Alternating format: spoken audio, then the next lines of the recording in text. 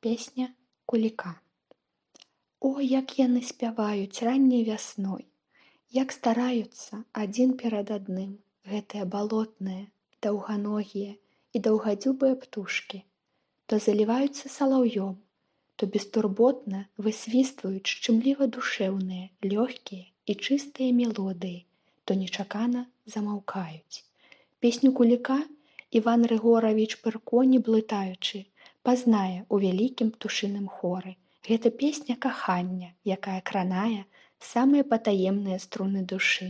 Яна заўсёды розная, ніколі не паўтараецца. Песня гэтага легендарнага жыхара балот то вольная, як дыханне ветру, рух аблокаў, то наўздзіў гарэзліва хмельная, то светла самотная, але ніколі абыякава халодная. Як не згадаць песенныя радкі Міхася Машары.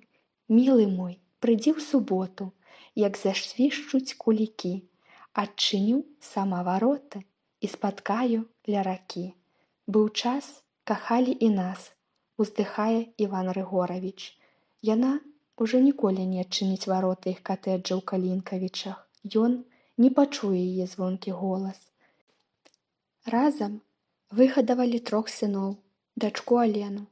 Яна і ёсць разам з зяцем і ўнукамі, радасцю бацькавай. Сын Іван трагічна загінуў, а Грыша і Юра пастаянна ў раз'ездах. Усе разам збіраюцца на радоніцу на магіле маці. «Скажы, дзядуля, — пыталіся ўнукі, — а чаму кулік сваё балота хваліць?» «Любіць таму што. Прывык. На балоце ягоны дом. Што добрага ў балоце? Там гадзюкі водзяцца, пражэрлівае камар'е кружыць, мак таўчэ, а яшчэ кікімары жывуць». «Ужо ўнучкі не жывуць, я іх даўно прагнаў. А каго табе, дзеду, шкада?» «Кулікоў. Я любіў з вашай бабуляй слухаць іх песні. Пакрыўдзіліся птушкі, што дом іх зачапілі, больш не спяваюць, пераляцелі ў іншае месца». Іван Рыгоравіч надоўга замірае, заплюшчыць вочы і чуе.